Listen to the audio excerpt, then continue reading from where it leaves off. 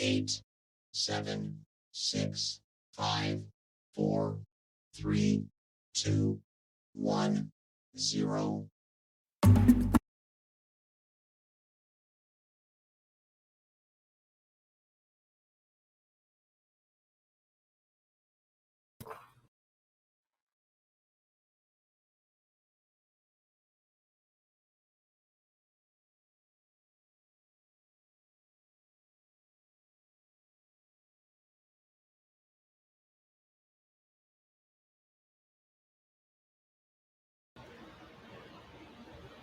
Hey, cabin crew. Welcome to tonight's episode of the Paranormal Project Presents Thursday Top Terror, the Virginia City Chronicles, the last episode of the series, the Clown Motel, the Tonopah Cemetery, and the Mizpah Hotel. And tonight joining me are my fearless co-hosts as well. We got Courtney from Haunts Podcast. Courtney, say hello. Hello. We got Vicky from Mrs. Spooky Obsessed Podcast. Vicky, say hello. Hey, everybody. And of course, we got none other than the amazing, wonderful, fearful, strong Amanda from One Nothing Podcast. Give it up for Amanda. Farrah, can you just follow me around throughout life and introduce me that way to everybody I know? Because that was tremendous. Let me just tell you. Oh, okay. But thank you. Yes, I'm here. Very excited. Awesome. And I'm excited for you all in the chat. You got the private link to join us so you can interact with us. Of course, put your opinions in, ask some questions as we go. And I wanted to do something a little exciting for you all. So we are going to start off tonight with, and of course, Vicky, Amanda, Courtney, you are all able to answer as well. But we are going to do a horror trivia Heck game. yeah, I'm so excited. So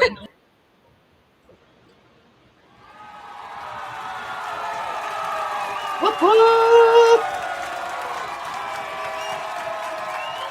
We're going to liven it up tonight. So I want to see some people in the chat. Are you ready for some trivia?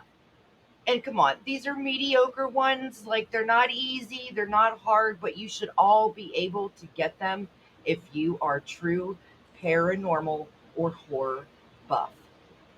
So let's get it. All right, let me bring up these. Give me 1 second.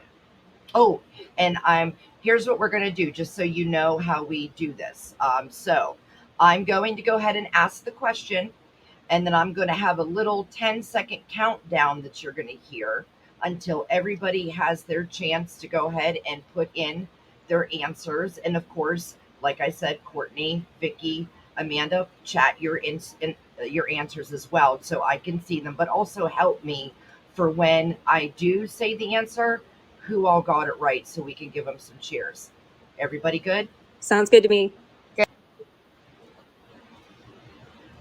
All right. So let me get my thingy pulled up. All right. So you ready for question 1? Here we go. In the 1978 classic horror film, Halloween, what is the name of the masked killer? You got 10 seconds. Go.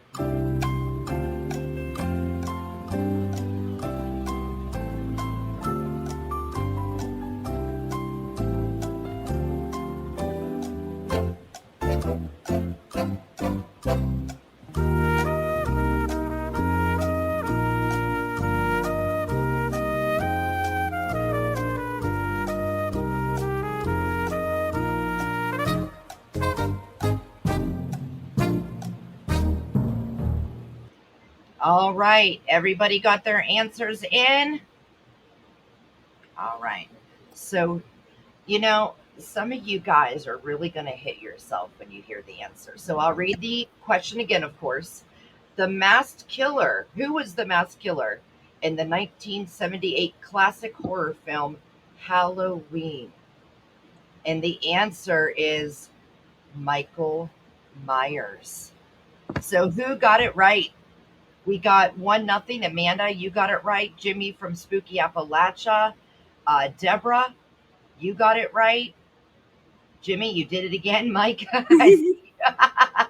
Farrah, I'm not gonna lie, the way you set that up had me second guessing myself. me too. When I saw people writing the shape, I'm like, okay, I don't know I was enough like, about. what?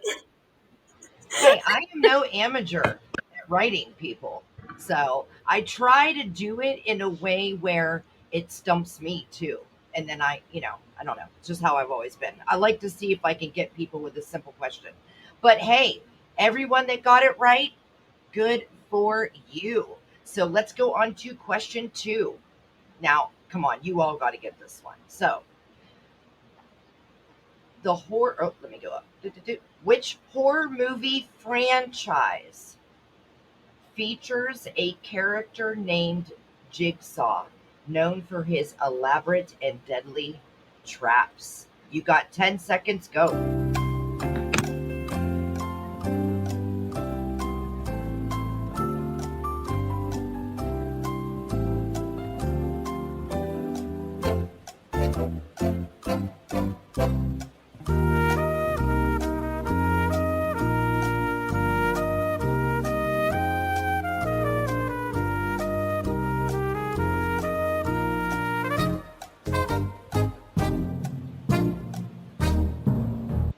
I think you all did amazing. So we're going to give you a great big spooky laugh. Oh, that's pretty spooky. That was cool. Yeah, because that kind of reminds me of that clown that's in the chair that always talks. You know what I mean? From Yeah, Jigsaw. for sure. All right, so number 3. Are you ready? What is the name of the iconic hotel in the movie The Shining, directed by Stanley Kubrick? Are you ready? 10 seconds, go.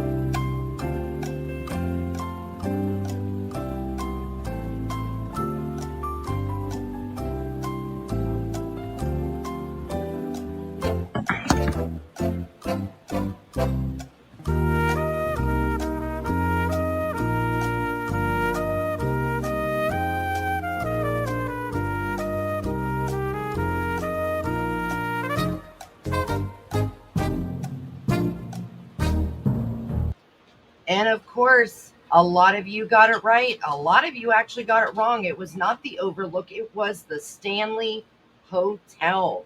And again, if Boo. you're in paranormal, I know if you're in the paranormal and you watch a lot of paranormal investigation, a lot of people go to the Stanley Hotel and they actually go to the room that Stephen King stayed in where he got the idea to write his movie, The Shining. Wait, Farrah, can I ask, did you, because I just like panicked and put the Overlook, did you say what is it based off of? No, I said, what is the name of the iconic hotel in the movie The Shining? That is the Overlook. Isn't it? I think is it the Oh my- Stanley in the movie and the Overlook in real life, or it's switched? But Other way Yes, around. both are. yes. No, both are right. You guys got it. My bad. Don't come for me like that. That's my favorite book. Well, let me give you guys an all big. I feel triumphant. There you go. My bad. I didn't scroll down Nah, fast you're enough. good, Sorry, girl. my bad. All right, so here is number 4.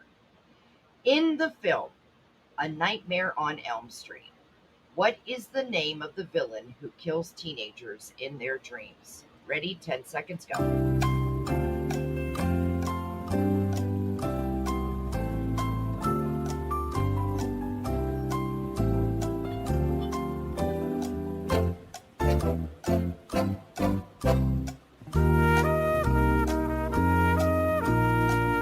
I think everybody's good already. You got it right. It's Freddy Krueger. Awesome sauce. Woo woo. There you go. All right, so here's another one. Let's go to number 5. Which horror movie is based on a novel by Stephen King and features a killer clown named Pennywise? 10 seconds, go.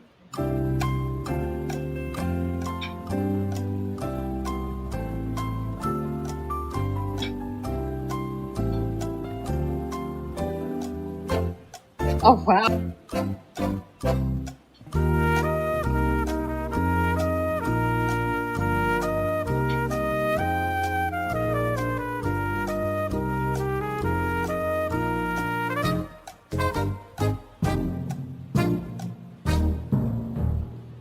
Ooh. Now, Jimmy, what in the hell is Predator? I know that movie, but it's Predator 2. No, of course, we all know that it's the killer clown. Who knows the actor who played the killer clown in that movie? By chance, does anyone know? Dude, I couldn't tell you, but he's in another horror movie that like you Yep. can. Dean He's Curry. in Rocky Horror Picture Show. He's in that too? Exactly. Yep, that's Oh Yeah, my god, I he's can never recognize him in real life without his clown yep. makeup on.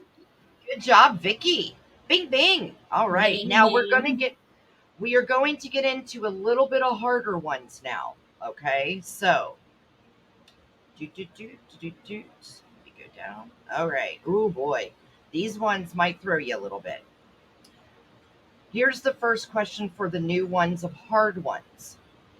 In the 1999 film, The Blair Witch Project, what is the name of the fictional town where the events take place? Ready? 10 seconds, go.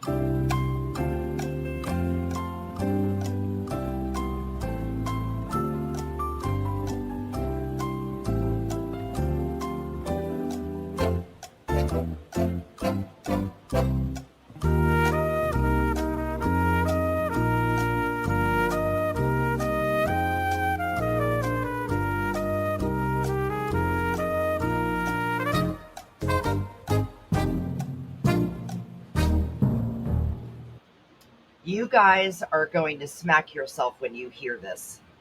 So the answer is the fictional town where the events of the Blair Witch Project take place is Burkittsville. You got it, AJ. Yeah. You guys are all horrible with that one. All right, here's another second one. We only got a few more to go, but these are all hard ones, so get your thinking cap on. Number 2. What horror movie features a character named Samara Morgan who emerges from a cursed videotape? You got 10 seconds. Go.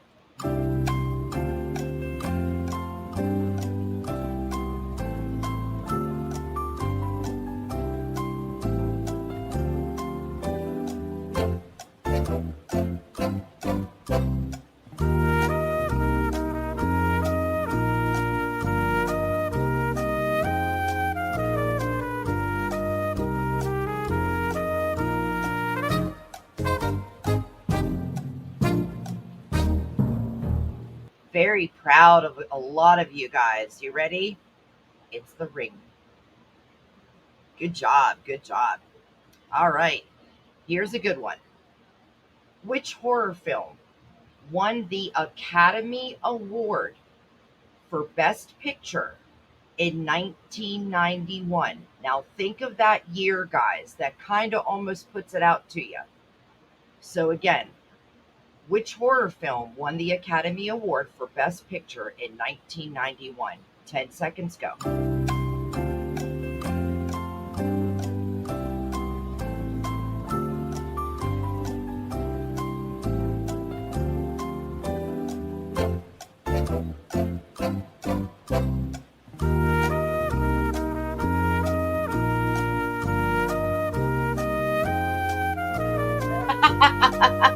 Jimmy.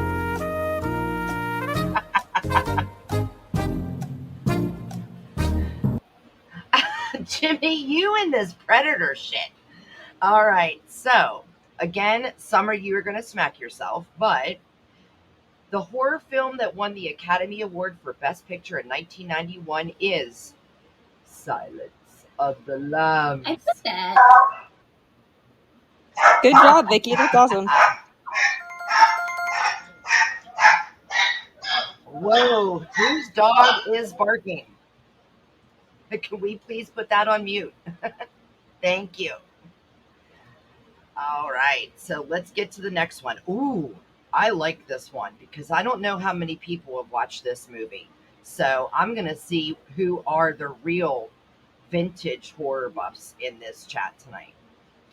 In the movie, Rosemary's Baby, what is the name of the character played by Mia Farrow who becomes pregnant with the devil's child? 10 seconds, go.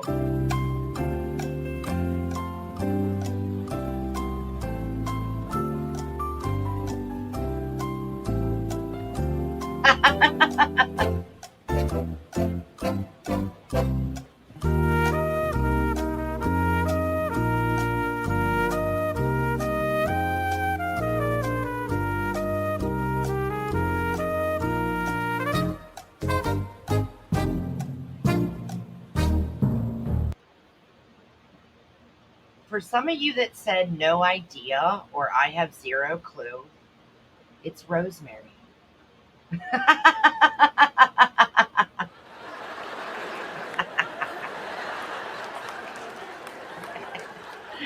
I love it. I love it. All right. We got 2 more and we're done and we will move on. So let's go. Which horror movie is known for its iconic line? Here's Johnny.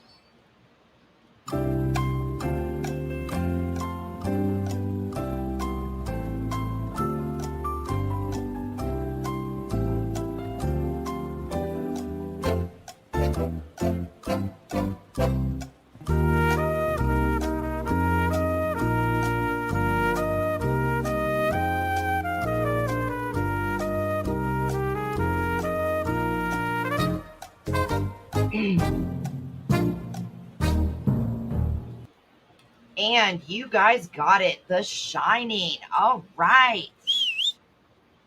So we got some bonus questions. So let's get to them. Who directed the 2019 horror film Us? You got 10 seconds. Go.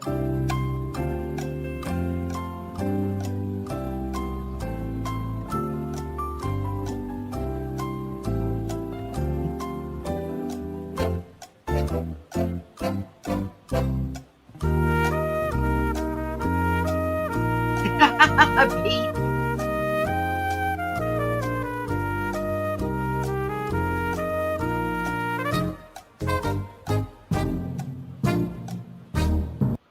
Awesome job, guys. Jordan Peele. Sweet. And here is your last and final question. In the horror film A Quiet Place, what is the weakness of the creatures that hunt by sound? 10 seconds.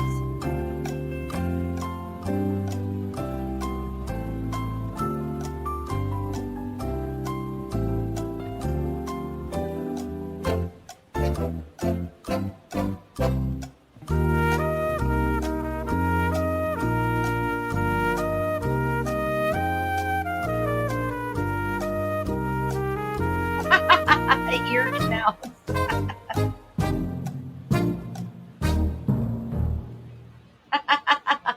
Ear canals. I like that one, Vicky. So again, the question was, in the horror film A Quiet Place, what is the weakness of the creatures that hunt by sound? The answer is their vulnerability to high frequency sounds. So the ones that said high pitched sounds, you all got that right. Good to Now go. let's close and move.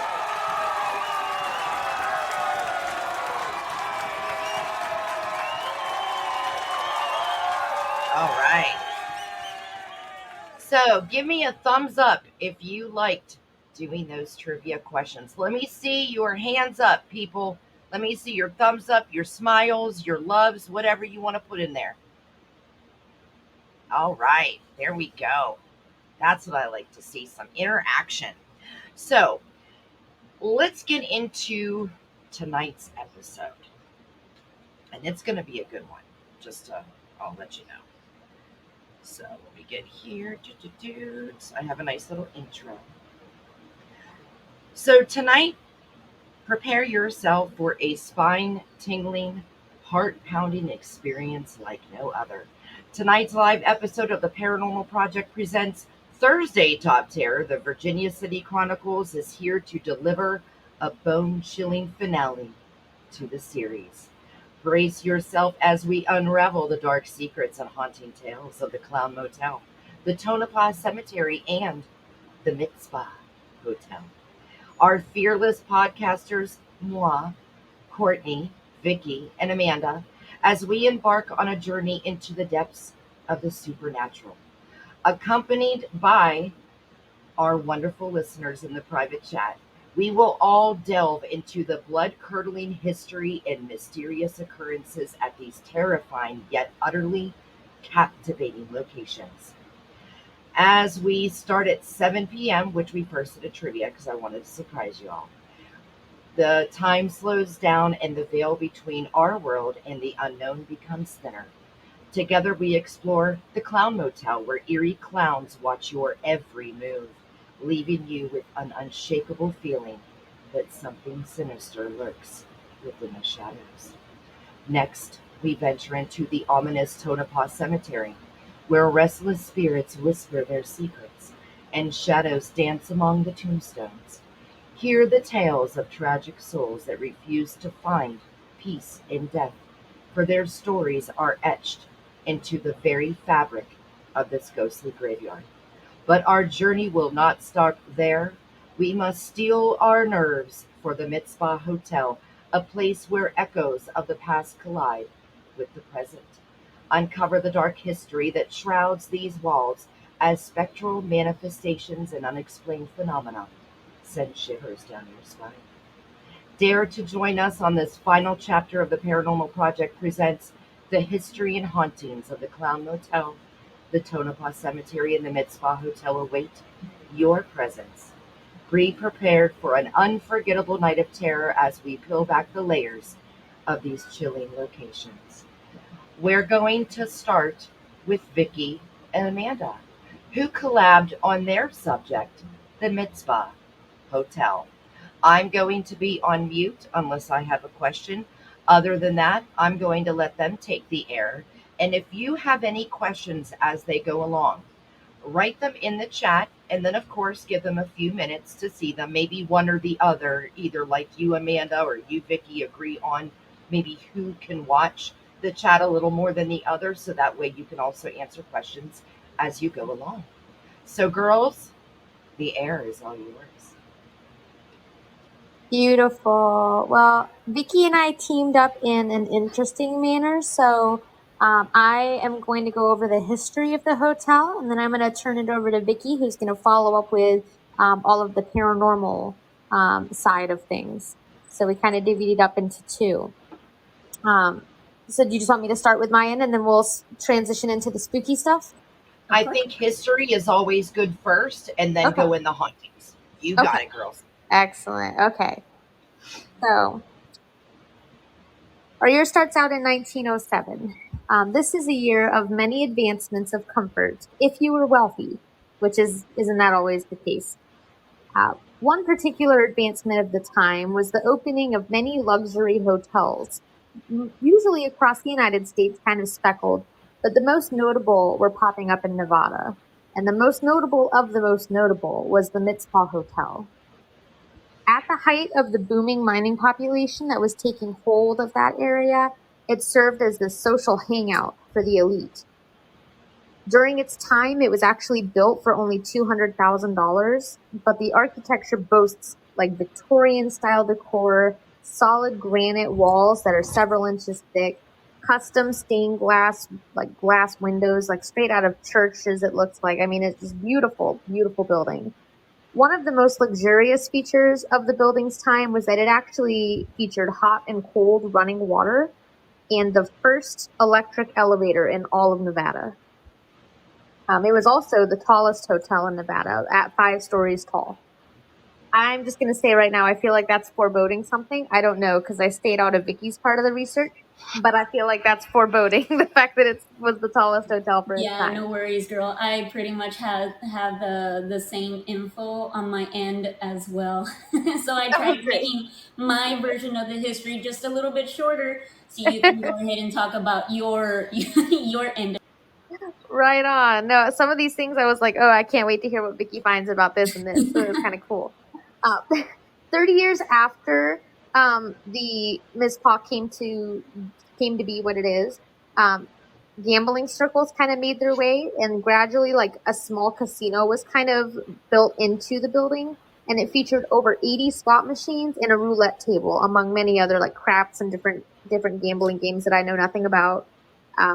The hotel was a notable location that drew famous politicians and celebrities from all over the country, all for the thrill of maybe winning a quick buck and hanging out with who at the time were the most elite of the first class. Sadly, in 1999, the Mizpah did close its doors following a string of annual after annual profit decline. But luckily, the historic building wasn't sat deserted for too long. And in 2011, a couple in Sonoma by the name of Fred and Nancy Klein, they purchased the property and restored her to her former glory by dropping like a bunch of money into making it, more modern. So Farrah, it's kind of ironic that you had the game at the beginning, because I felt it would be kind of boring to just go on and on and on about the history of the hotel. So I wanted to also do a little game with you guys. So sorry that we're doubling up on the games. No, that's what I planned. It's weird that you did that, because I actually planned 5 trivia questions for your stories and Courtney's and I's to also just kind of have the listeners, just kind of maybe answer some questions trivia wise there too. Yeah, that's really cool. I like that. Great minds think alike. So I'm going to have you guys, I'll read out the question. All of them have 3 potential answers. You're going to tell me what your answer would be. Guys, everyone listening, if you want to play along, you can put the letter like A, B, or C in the comments of what your guess is and just kind of play along. There's no real prize. It's just kind of fun. We get to learn about this cool building and have fun. So my first question for you guys, and it's not a matter of speed. I just want to know who gets what right. So yeah, we'll just put it in chat. Yeah. Back when the Mizpah was built, it cost $200,000 in currency at that time. What do you think that would equal out to in today's economy? A, $1.9 million, B, $6.47 million, or C, $13.4 million?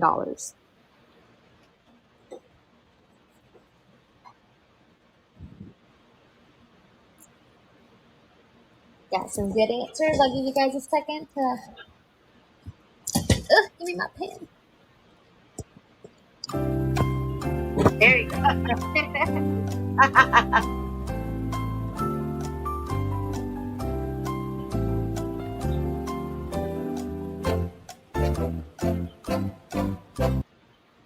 All right. So Vicky got that one right. It was B, $6.47 million is what it would cost today to build a Mizpah the way it was built in its original construction.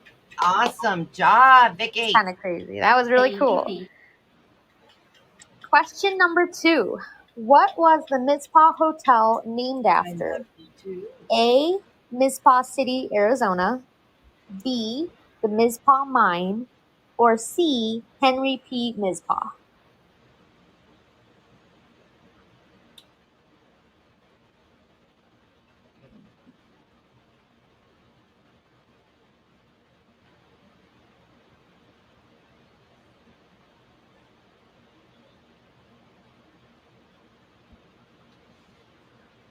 Anybody else? I think are we waiting on Vicky to answer? What's your guess, Vicky girl? And the listeners can also chime in too. Sorry, can you go over those answer choices again? Yes. A was Mizpah City, Arizona. B is Mizpah Mine. And C is Henry P. Mizpah. Nice.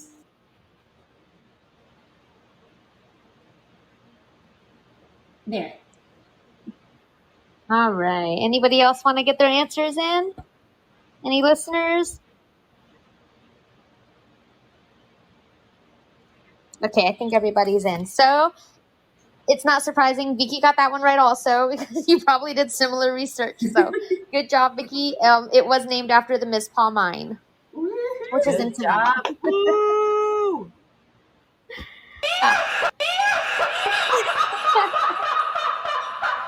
No, girl. That wasn't scary at all.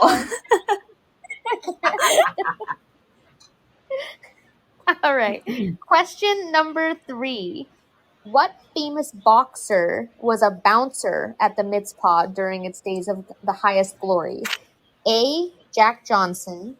B, Tommy Burns. Or C, Jack Dempsey?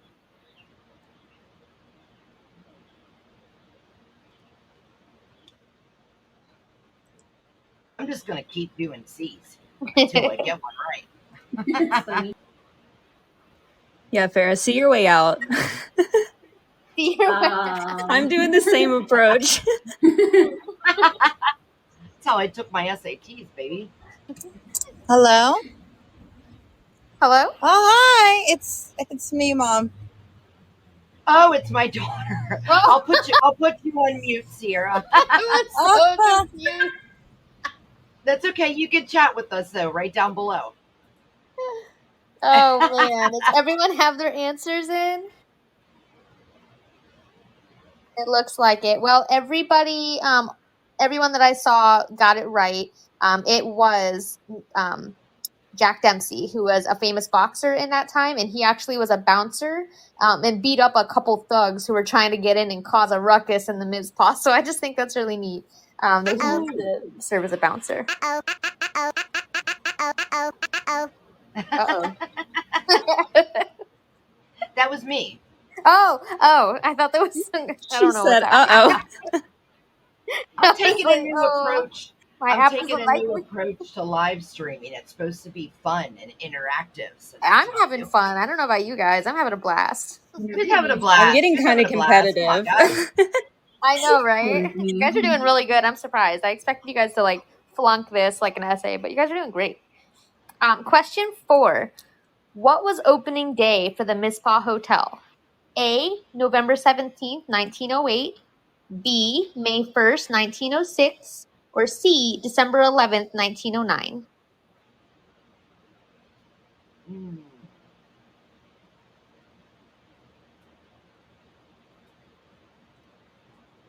Courtney's in with C. I see a lot of you guys coming in. Farrah's sticking with the C's. She's seeing her way through this to the end.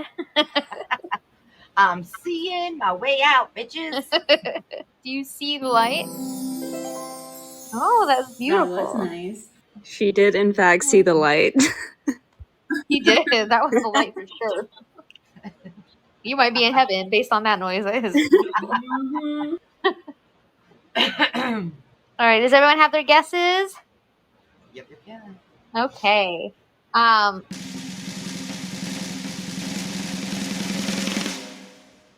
was a great drum roll. Farrah and Courtney, you guys both got it. Vicky, I didn't see yours, but I'm sure you probably also got it because you also looked this up. But yes, it was November 17th, 1908. So if you guessed A, good job. Oh, no, I'm sorry. You did not get that right. You guys both guessed C. I lied to you. I'm so sad. Hey, we I had were to just shoot you down with your Give 'em a competitive good nature. hype. For real, I'm crying. It's fine. AJ got it right. Good job, AJ. That was impressive. All right, last couple ones. Number 5. What occupied the property before the Mizpah Hotel? Was it A, a Mizpah saloon and grill, B, Tonopah bifocals, or C, nothing, it was land, or D, predator? D, Predator. Or Predator 2. It's either Everyone comes Predator with or the D. Predator 2. Yeah, they had to knock the predator down to build the Mizpah, guys. I'm so sorry.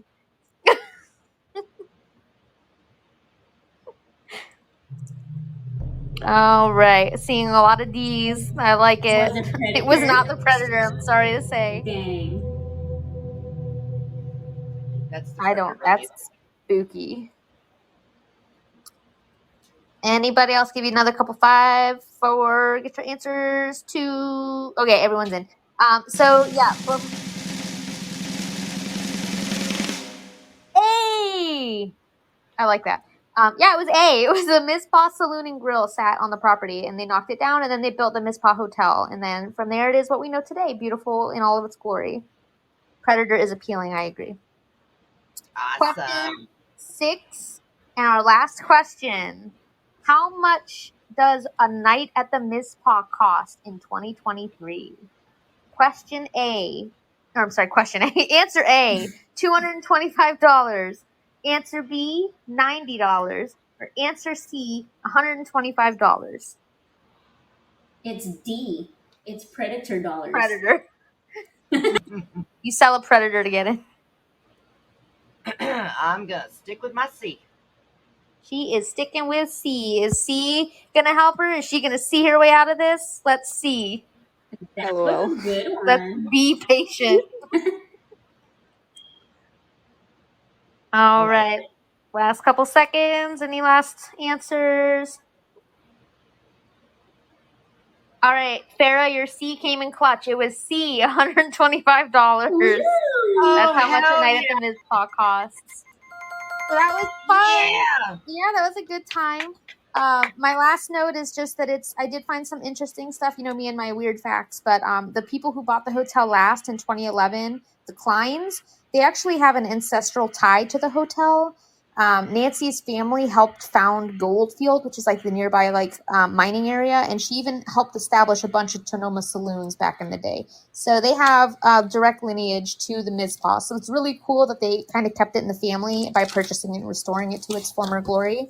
But that is the history that I was able to snoop up.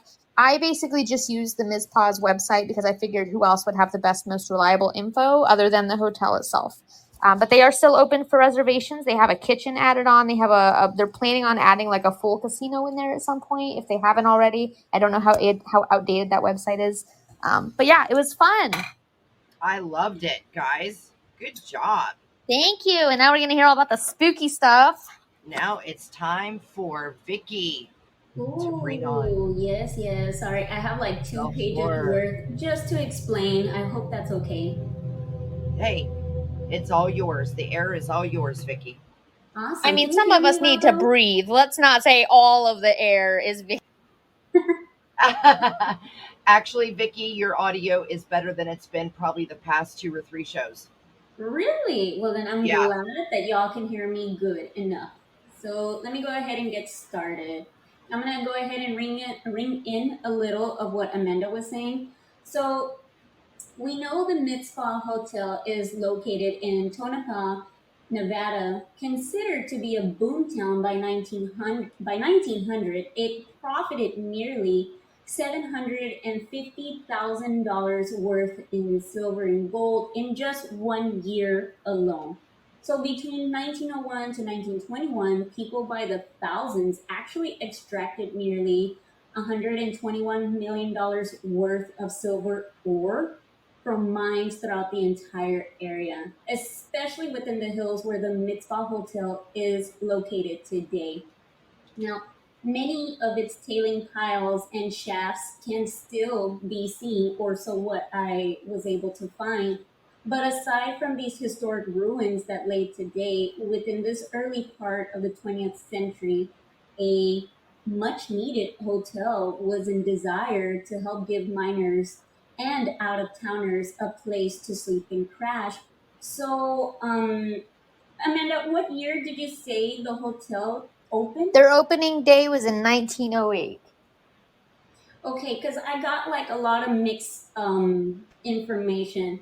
Yeah, there's a Like, lot of okay, this is conflicting stuff out there. But that's why I took all mine from the Mizpah website directly because I was like, who else would be more reliable than that? of course, like I saw, like what I have here written is that in 1907 the Mizpah Hotel opened its doors to the public. I was like, okay, the earlier the better. But on another side, it said that it opened in 1915. But then when you mentioned it, I was like, I'm just gonna go ahead and base it on her. So everybody just go in 1908. Yeah, I have that they broke ground in 1907 and that their opening doors were in 1908. So you're not. That Yeah, that makes sense. So now let's talk about the price of the building. So this is one key part that Amanda hit spot on. So the money that was spent really was $200,000, and it's such a beautiful 5-story Victorian floored building with like it had electric lights, steam heat. Like you said, it had the first ever working electric elevator, at least on the west side of the US. This was considered the first ever electric elevator. It had ceiling mounted fans, opulent rooms, and a stocked bar. You can never go wrong with that, right? If anything, this hotel was a luxurious type and it was the most advanced for its time for at least 25 years. So, because of its preservance, it won a place on the Historic Hotels of America register, and USA Today Reader's Choice Award. Actually, it won as #1 most haunted hotel in Nevada. So did that prick your ears a little? As it is common for many hotels, especially in the West, this hotel did not just only serve to help give bed and breakfast for mine workers, but it also had its fair share in women serving men for their needs and desires. So the Mizpah is known to have its own little ghost called the Lady in Red.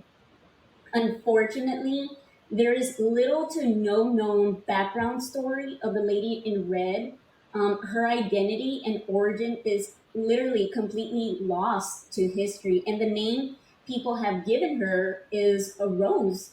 So, the most common saying about Rose is that during her time when she was alive, she was considered to be kind, welcoming, and generous. So, in fact, that even in death, she is still considered to be a very sweet spirit. Many men have claimed to hear a voice in their ears whispering all these little sweet nothings, especially in the fancy first ever electric elevator. That's like one of the most common places of the hotel where they actually like men, not women, men get to interact with Rose, which is said that the lady in red used to escort her men from the lobby to her chambers. Strangely, though, many visitors have awoken to find a pearl found beneath their pillows, which is said to have come from her necklace that broke due to her untimely and unforgiving demise. Rumor has it that an ex lover, who more than likely was a Patreon, stabbed and strangled her to death in a jealous rage. Now, another story is that there was a man who became pretty fond of her and asked Rose to become an exclusive worker for him. And so she agrees to this mystery man because um, I couldn't even find his name. They were so exclusive that this gentleman had to go out of town for work related purposes one day, but when he was boarding the train, it got canceled for some weird reason. So when he goes back to the hotel to see Rose, he finds her in bed with someone else, and in an angry fit rage, he strangles her to death. The third story is that she was in a very heated conversation with someone who I don't know, but the story goes is as she tried to run away, she got shot to death. Whatever your known story to be about the lady in red, the ending result is the same. Her life was taken away from her and not by her own hands. In time, her, how do you say this word, boudoir or master bedroom, better word, was split into three separate spaces: rooms 501, 503, and 504.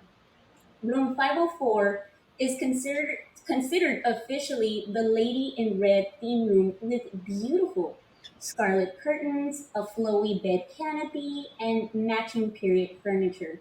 Ironically, though, more activity has actually been reported in room 502. But, and there is a but, she is not the only ghost haunting this hotel. Many guests have made claims of hearing annoying kids bouncing around the third floor as a playground, just laughing and running up and down the halls. And as soon as the actual guests of the hotel are ready to open those doors and start yelling at them as well as their careless parents, it all goes deathly quiet and no one is to be found within the halls. So as soon as they make complaints to the front desk, these visitors often learn that in a spooky way that no kids are even staying at the hotel. Now, the hotel is situated above the subterranean level, tunnels that link mine shafts and other buildings together. So, in other words, the hotel has a scary basement that is haunted by two men. It is believed that they are more than likely victims of a cave in, possibly a murder, or maybe an explosion. Sadly, no records indicate who died while working in the mines, but either way, the basement is off limits to visitors, and hotel staff refuse to drop by. Now, I'm pretty sure you guys are aware. There's these famous internet influencers. They're these two guys that are very famous on YouTube. Their names are Sam and Colby. They have conducted their own investigations at the Mizpah, and their encounters were of doors opening and closing on their own. No one is passing through. Some of them have even felt nauseated or generally sick to their stomachs. You love Sam and Colby? Yeah, they're pretty awesome, right?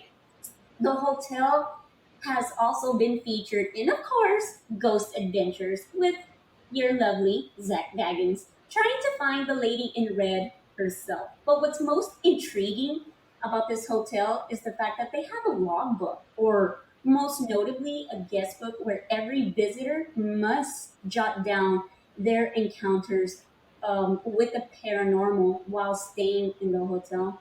It's quite interesting to know that people will upload their own photos over the internet of their own apparitions caught on camera, and for some, you can clearly see a skull, and on others, it's a very visible white mist. And in other pictures, you see faces almost as clear as you and I would see each other.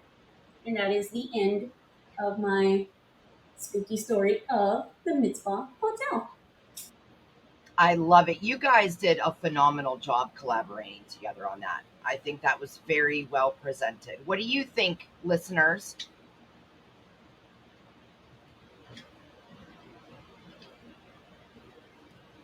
Yeah, we got a great job from Sierra, Stacy, AJ, Deborah. Awesome. Now, do you guys have any questions for Amanda or Vicky?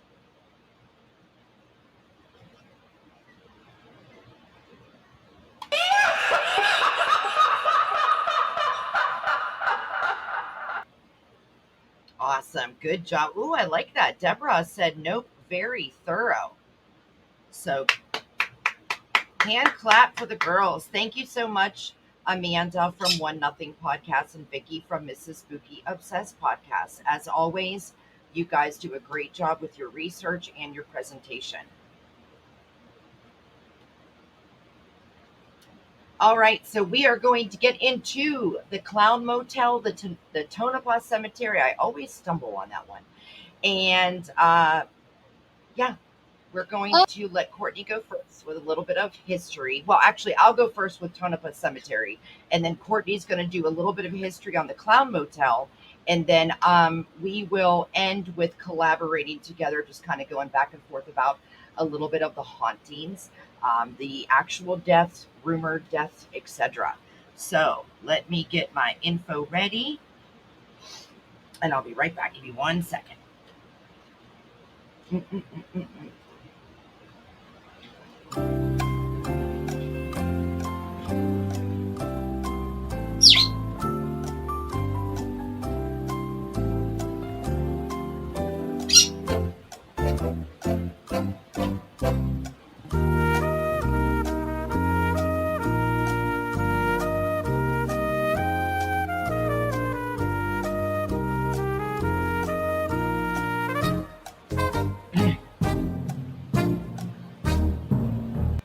All right, so there was a little intermission just for us ladies to get ready for the next segment of the show. So I'm going to start out with the Tonopah Cemetery, which of course is located in none other than Tonopah, Nevada.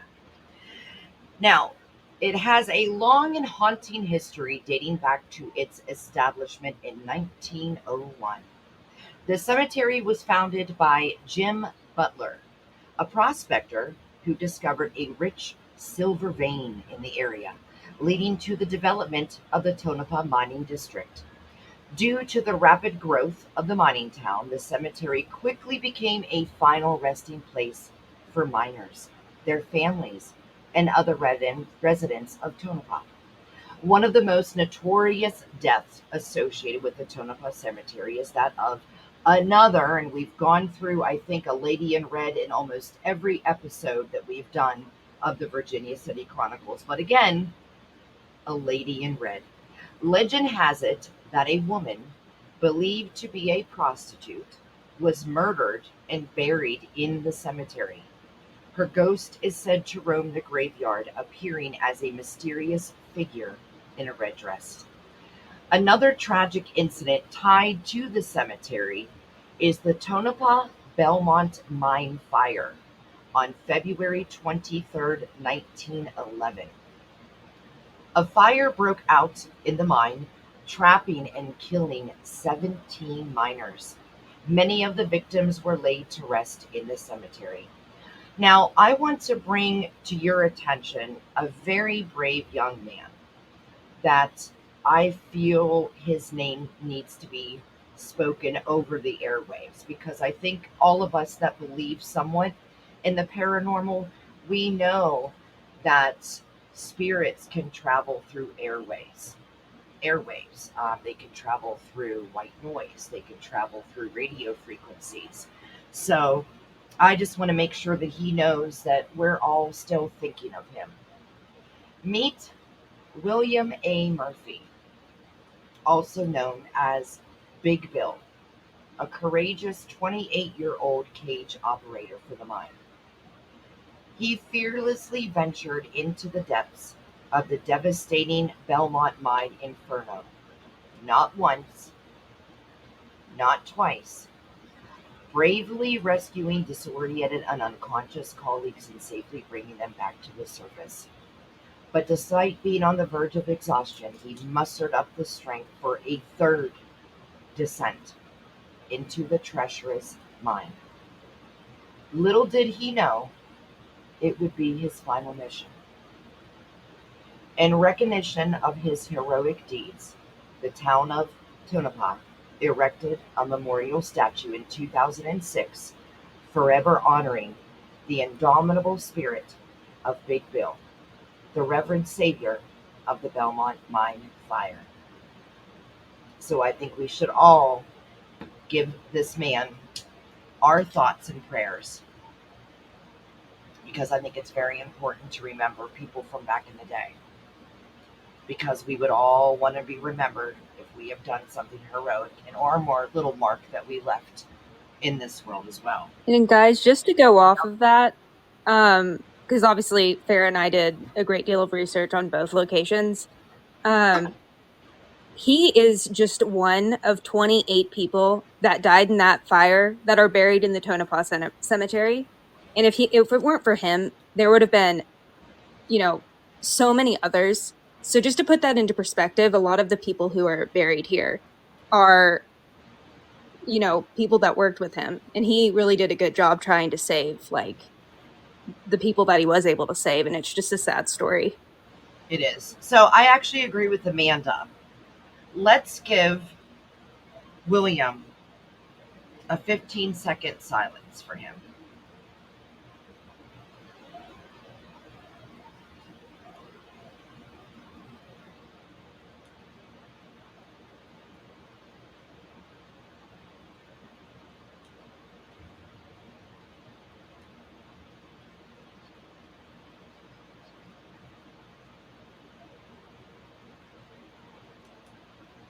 Thank you, everyone. Moving on, there's a particularly tragic story linked to the cemetery. It involves a young woman named Evelyn Mae Johnson, who was brutally murdered in Tonopah in 1947. Her killer was never found, and her grave in the Tonopah Cemetery serves as a reminder of this unsolved crime. Some people claim to have witnessed strange occurrences near her grave, adding to the cemetery's haunting reputation. The Tonopah Cemetery has become a staple in the town's history and culture. It serves as a memorial to the early pioneers, miners, and other individuals who played a significant role in shaping Tonopah's development. Now, a little bit more about some people that have a link to the Tonopah Cemetery. Those buried in this old cemetery: Tom Logan, Tonopah's sheriff in the early 1900s, known for being a very popular man with a reputation for being honest and fair. Unarmed and wearing only his night clothes, he was killed in a shootout outside a brothel in nearby Manhattan, Nevada.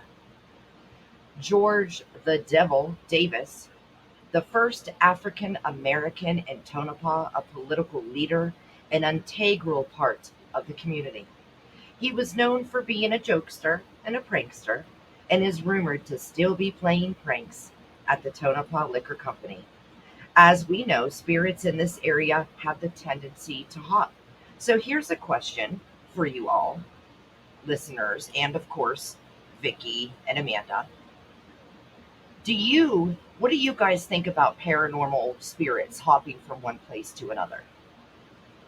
I just feel like Type your I answers. had never known for it to be such a thing until the last time we had talked about it. I grew up with the idea that whenever a person dies in one location, that's it. They only haunt that one spot. I never knew that they can actually travel to different places. right. So they say that they are supposed to haunt places that are prominent to them in their lives, right? So whether it's a place where they died, which, that happens a lot because obviously what a prominent event that you can have, but also if it's, an important location to you.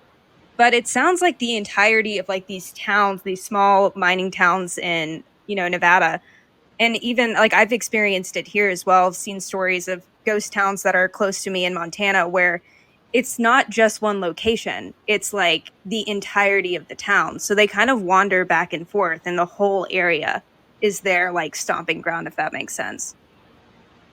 It makes perfect sense. I mean, why? I think all of us, when we pass away, we're going to want to visit places that we've been before. Maybe our like our elementary school, middle school, high school, maybe where we got married, maybe the hospital where we had our children. Maybe, of course, we're going to visit our family members, our children, our, brothers, sisters, moms, dads, cousin, uncles. I mean, the list can go on and on. And I just think that that's just a little part of what we know is that it can be done. It's just, you're not going to be in 5 places at once to be able to investigate that. You're just going to go around just like we did. We did a story on a certain place and found out that there was more collaborating people there Mm-hmm. than we even And Stacy has a good question too. Do you guys think that it could be, electrical currents that are kind of giving them power throughout the area? Definitely. Definitely. I mean, also just think when people do go in and paranormal investigate these places, number one, they're bringing what's the AJ, you know the name of that. What's the ball that has like the lightning in the middle of it and it sends off the electric waves and it makes them stronger? Like you can touch it if you're a human and that the lightning kind of follows around your hand. What are those things called? Does anybody know? Tesla coil. That's what it is. But that's why a lot of people bring those type of devices to a paranormal investigation to give them more energy, more electric field for them to gain stronger so they can use maybe the REM pod or they can speak audibly or in the EVP. But what do you all think? I have read in a book one time a few years back that how a lot of Hollywood horror movies, um, there's always that sort of like thunder and rain playing in the background. A lot of people think it's due to like, oh, to give that spooky ambient feel. Well, that's partially true, but what's also fact with that is that in real life, thunder or lightning kind of throws off like a higher, what's the word, electrons, protons, I don't know, it throws like a higher thing in the air that like it's like electricity, of course, right, that it actually magnetizes, or not magnetizes, but where ghosts become even more prominent or active due to these And that makes sense, like when you think about it, because they say you can pull energy from like, or not you, but spirits can pull energy from lights, batteries, even us as just like human beings. So why wouldn't they be able to take electricity right out of the air? You know? Right. And they're a lot stronger. I think I've watched a couple investigations with the Foreman brothers, Rocky, Josh, and Sean. I think I've talked about them before. But they did an investigation. I think it was at Indiana State Sanatorium. They just put it on actually the air like this last week. It's like they reposted it because they were kind of on the road filming. But there was a huge thunderstorm. I'm talking like a bad thunderstorm.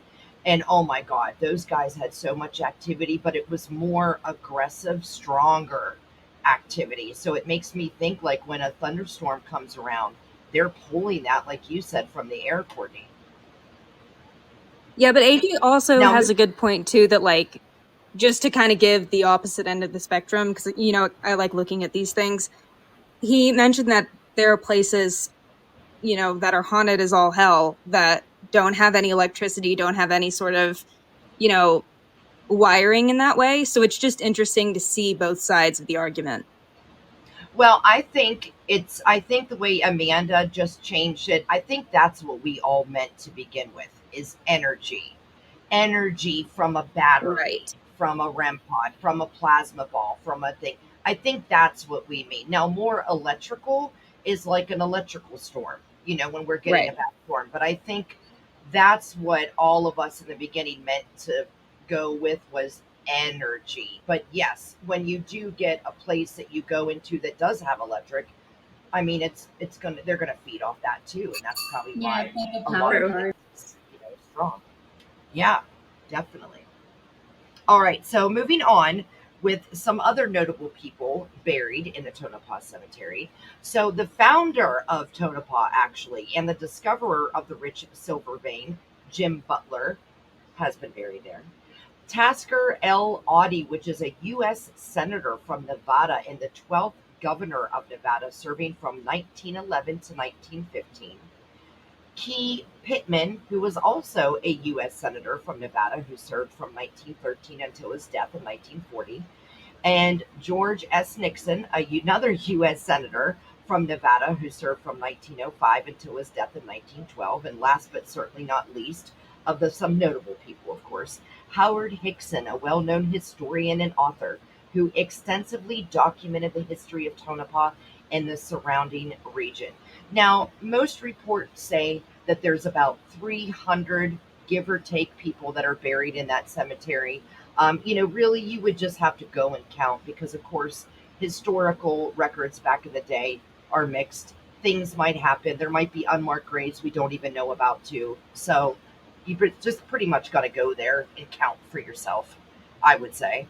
But other than that, over the years, numerous reports of paranormal activity have been associated with the cemetery. Visitors and paranormal enthusiasts claim to have witnessed apparitions, strange lights, and eerie sounds within its grounds. And of course, it gained further notoriety when it was featured in various ghost hunting television shows, attracting paranormal investigators and thrill seekers from around the world. Because let's be honest, if you watch a Clown Motel paranormal investigation, you're watching a Tonopah Cemetery investigation because it's right across the street, or vice versa. But in recent years, efforts have been made to preserve and restore the cemetery, which I love to hear. Several community initiatives and fundraisers have taken place to ensure the upkeep and maintenance of this historic site. Today, the Tonopah Cemetery serves as a tourist attraction, drawing visitors interested in history, the paranormal, or both, and it continues to stand as a solemn reminder of the town's past and the individuals who once called Tonopah their home. And Courtney, go ahead and, well, first, anybody have any questions about the cemetery itself? If not, then unless Courtney wants to add anything about the cemetery, she'll move on with her history on the Clown Motel. I have a question. What's up? So the cemetery that you just mentioned, you know how like in the movie The Poltergeist, like the home is like literally haunted by all these like ghosts because it happened to be on top of Indian burial sites, is like this cemetery kind of having that same situation where it's with Indian territory or anything related to. I'm not sure if it has anything to do. I mean, I guess it could. I believe there might be some Native Americans living there, but I can't remember off the top of my head. Farrah, do you remember? I don't remember any notable stories of any Native, Indians, Americans that, were buried even in there. Like I said, I think it was more or less for the small town when it was, going on. Like, some of the people that I had mentioned, it was mainly like for miners and their families and stuff like that. I honestly think since it was close to many reservations, they kind of held their own burials their own way, not in an area like there, with, the whites is what I'm trying to say. Yeah. I mean, that makes sense too. But I will say, and that's kind of a great segue for what I was about to get into with my research, unless anyone else has any questions. Maybe? Nope. Sweet. Well, to answer your question, Vicky, maybe not Native American like spirits or anything like that, but there are about approximately, from what I saw, 300 people buried in this cemetery, and a lot of them are said to haunt the neighboring Clown Motel.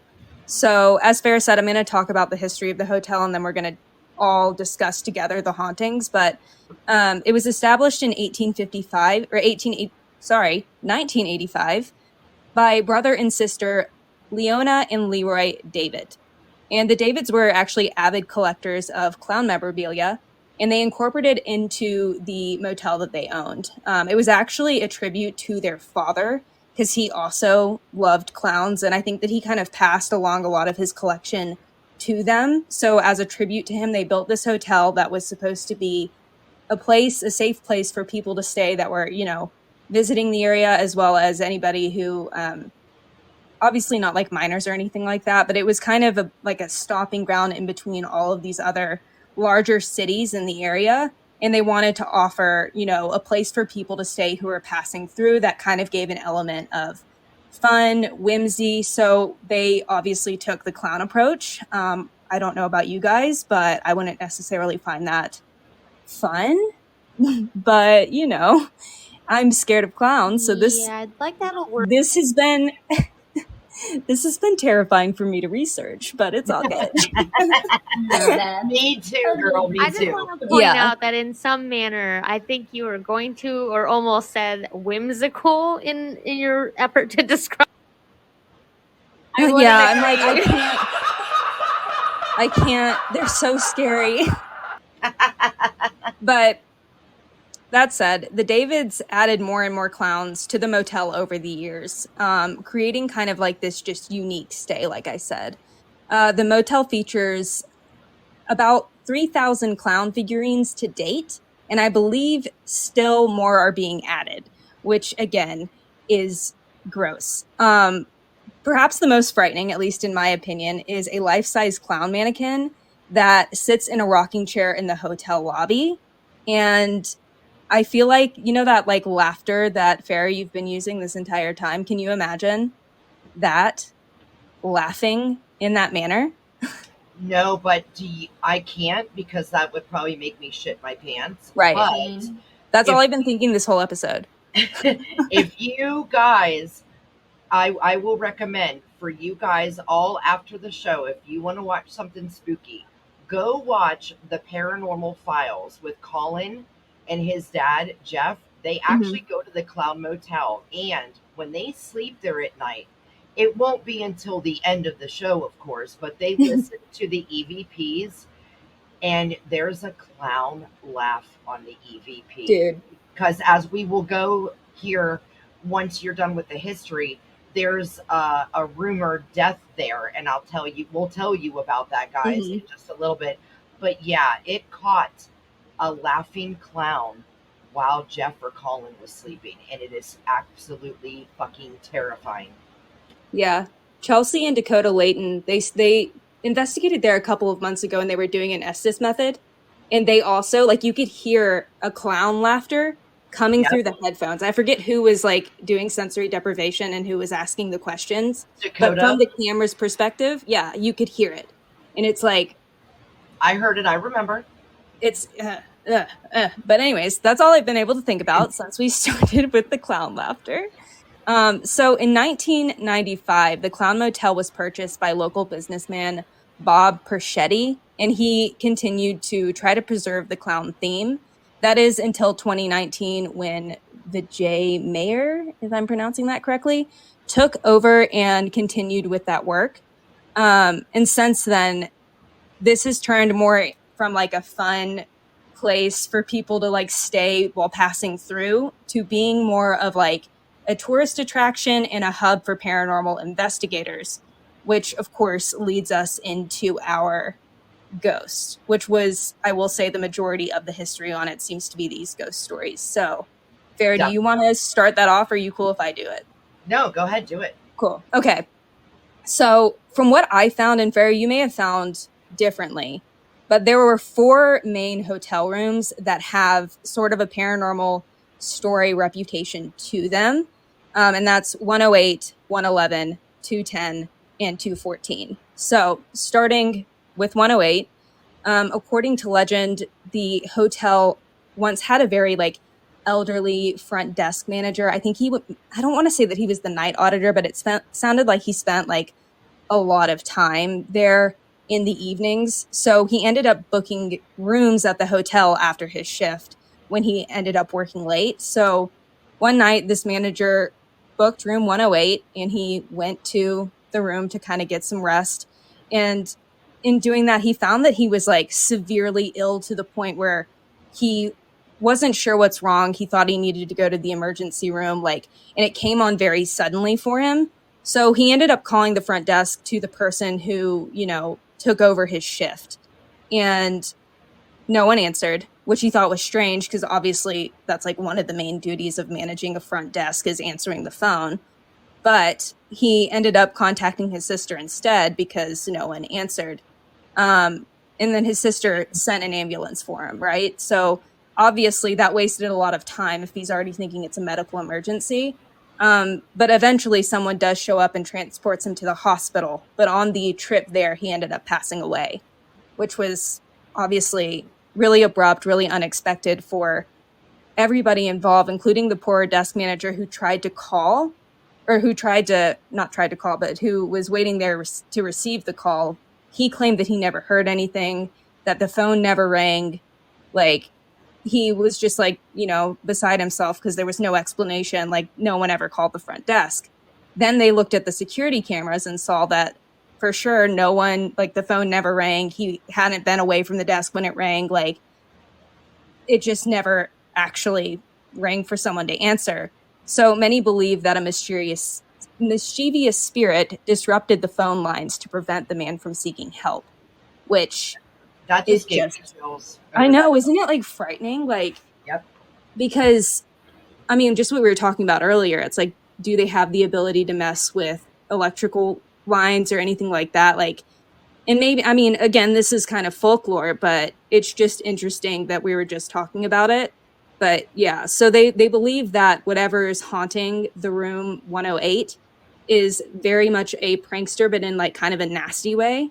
And they actually ended up theming this room as the It Room. So Pennywise just painted on the wall to kind of give that sort of like creepy ambiance. And they kind of, I don't want to say like claim that the spirit itself is like akin to Pennywise, but obviously if they're going to be doing that sort of activity, it kind of makes sense. So that's the first haunted room. Farrah, did you want to pop in with the next one or? Yes, ma'am. I sure will. Okay. So the next one is actually 111. PSA, this does touch on themes of suicide. So just letting everyone know this, okay? So a terminally ill man occupied room 111, intending to spend his final days there. The man reported seeing a ghostly figure in his room every morning. He pleaded with the ghost to end his life, but the spirit never granted his request. Eventually, the man took matters into his own hands and shot himself in the parking lot. And let me go off of that real quick, Courtney, because in my research, since we're collaborating on this, of course, one of the rumored deaths is the tragic clown suicide. Since we're kind of already on this topic, I don't want to have to rehash the word again. That's why I'm doing this. But according to local lore, there is a story that a former motel owner, distraught and wearing a clown costume, took his own life on the property. This incident allegedly contributes to the haunting atmosphere of the motel. So you really got some strange going on there. And I think if all of us have heard that S word related to some haunted places, you kind of got to wonder, what is the most that spirits can do? What is the most? Can they really get in your head? Can they really push people to do this?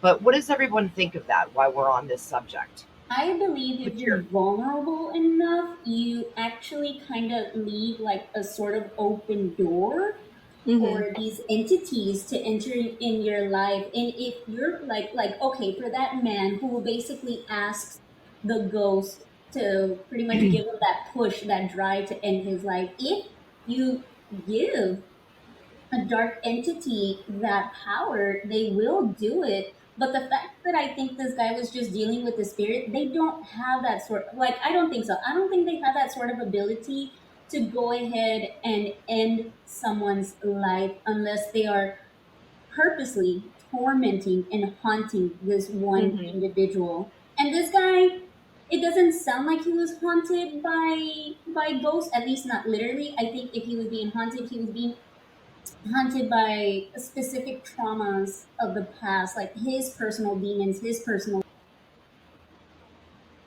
Well, Right. here's how I think of it. I agree with the fact that I don't think a ghost or a spirit can physically push someone to harm themselves. But I do, just as much as I believe in God, I believe in demons.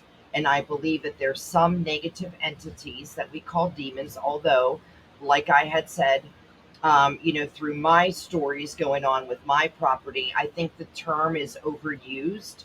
And again, I think I told you girls this, last time.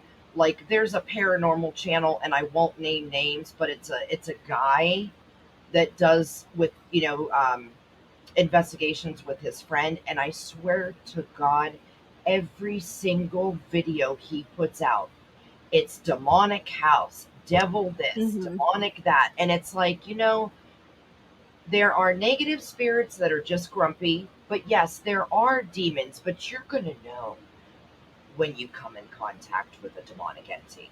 Come They're on. also way less common than I think a lot of, and I mean, Exactly. people are welcome to, I don't want to say fight me on this, but give me criticism here. But I don't think that people realize how, you know, uncommon a demonic entity is. I think that if you're having a negative experience with a spirit, it's most likely a negative spirit and not one that's like, evil or like inhuman. But I will say that it seems like inhuman spirits are probably going to be the only ones that have the ability to inflict physical harm. It's just not that common. I agree with Right. And you, I agree Courtney. with Deborah.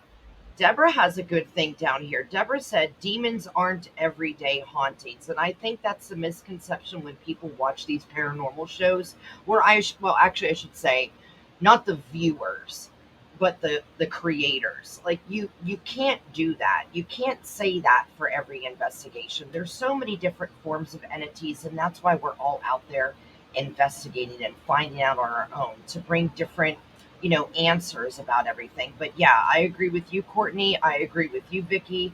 I agree with Deborah. Stacy had a question. Maybe they can drain your already depleted energy to the point that you want to end it. Now, I do agree with that too, because Yeah, that if you makes sense. notice, there's a lot of people that when somebody goes to a very abandoned house and there's been drug addicts in there and a murder took place there, demons infest in there, and they make people, they latch on to that, they feed on your negativity of life, and that's how that they might drive somebody in their head to to end it. I agree with everybody, especially what you just said, Farrah. Um, I have this belief that demons are very much it's a religious aspect. I can imagine that everyone would be able to agree with that.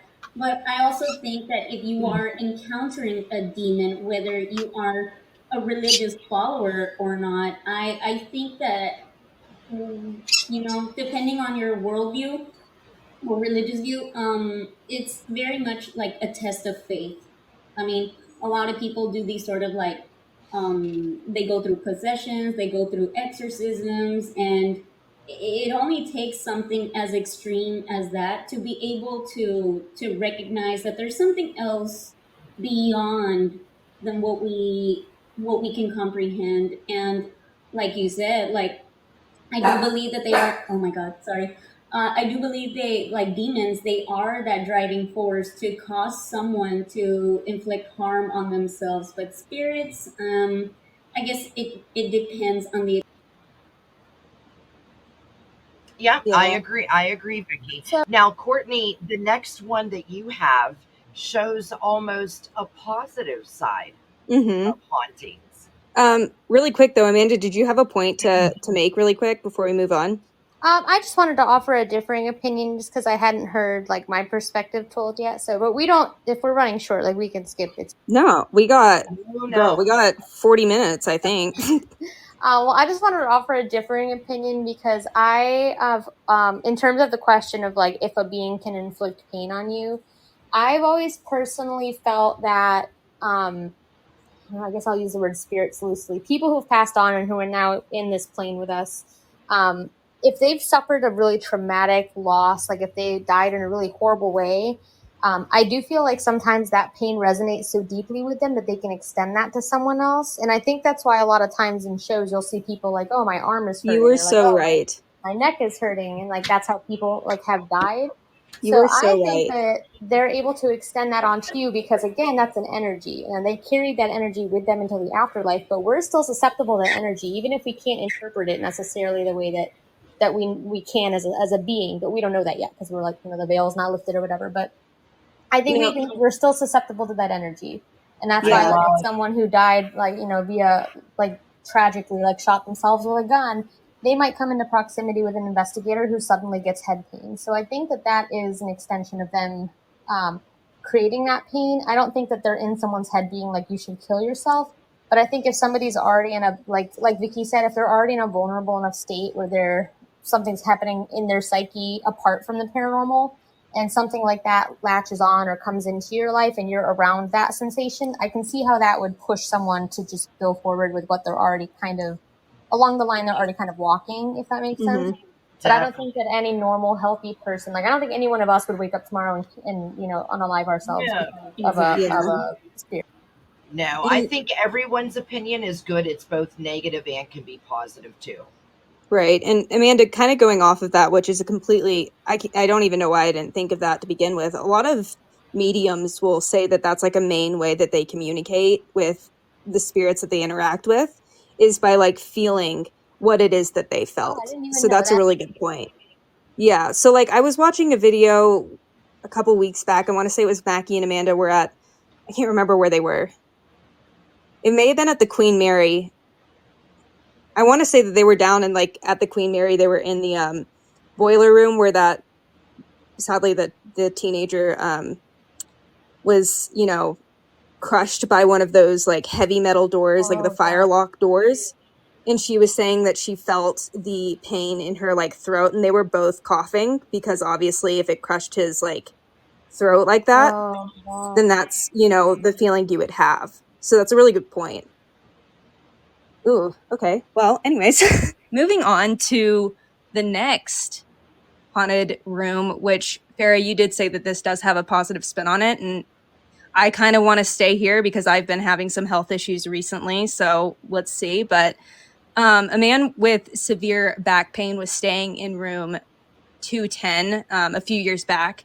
And he explained it as it being a very like tiring trip. I guess maybe they had been driving for like a really long time and they came across this little hotel, and it's, kind of in a podunk area. It has a creepy theme, but it's a safe place for him to shut his eyes versus continuing driving with his aching back and like possibly falling asleep at the wheel. So he checks in and they give him the keys to room 210. He goes and falls asleep immediately. And when he woke up, he noticed that there was a significant improvement in his back condition, and it was like a chronic pain that he was having. And they say that this is kind of like the room's claim to fame, essentially, that it has healing powers. Where's this hotel located? It's in Tonopah, Nevada. And like I said, I kind of want to stay there. I'm like, can it make me feel younger? Because that'd be great. I feel like my body's falling apart. I turned 27 and I'm like aching all of a sudden, but it's fine. You say that like wait. I'm like struggling. It's all good. I'm fine. It's fine. But he actually ended up going there regularly as the years passed for its healing properties. And it got to the point where he even sadly passed away there. And to kind of end that haunting, that story, do you guys think it's possible that maybe he also haunts the hotel since it had such a positive influence on his life? It could be. I think so. Like I said earlier, whenever you enjoy a place or a person where they're at, you want to it's you want to go there to visit just to see and go to some place. There's been apparitions that have been found on the cliffs in California Hmm. because people used to live in California and they used to drive up that way, and their families would say, this was their favorite place to go and take pictures. So, it's not like we go away and all sense of ourself is gone. We still know. Well, this is again my opinion, but we all know the sense of our life. We have flashbacks before we die, and in that turn, wherever we go, our consciousness comes with us. It might not be our regular body that we had. We're in a new body, a healthy mind. So we're going to go and visit the places that made us happy. That does make me nervous only because I'm wondering, like, if he's a positive influence there in the little ghosty ghosts that hang out, what would happen if you took him away? Like, is he keeping something? Oh, I mean, honestly, that's not out of the realm of possibility. Right? And especially because like ghosts, and I'm not saying that this is like the wrong thing to do, because obviously you want spirits to pass on, but like you have people, investigators, that'll go to locations and be like, if you look up or look around, you should see a light, go into the light and you'll be freed from this place. But it's like, what Oh, if he's the only one that takes that advice? oh no. Right. People Whoops. start going there for Well, their I back mean, pain and they just don't wake up. Oh no. well, I think AJ in the chat. AJ is a paranormal investigator and cameraman of the paranormal. He runs Ghost Vexers Paranormal, and I'm sure he has, he's encountered a place where there's both negative and spirits. I know a lot of different paranormal investigations that I watch. I mean, Courtney, you watch Mackie and Amanda as I do, and you know that a lot of times there's some negativity in some of the places that they go, but Amanda will see someone like nice, standing there or watching them and like trying to warn them or something. So, I think that in places there can be both negative and positive. It's a place for everybody to frolic. It's a gateway, but it just who are you going to run into on your stay? That's left to be told Oh boy. once you get there.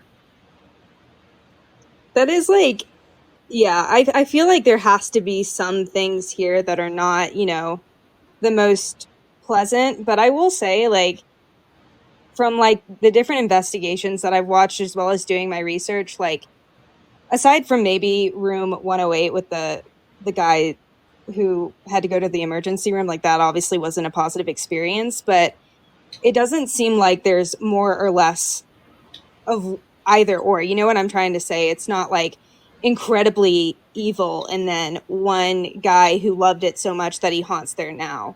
It seems like there's a good mix of both. Yep, I agree. I think every place has that. For sure. So there's one, I don't want to say one final area, but one final room.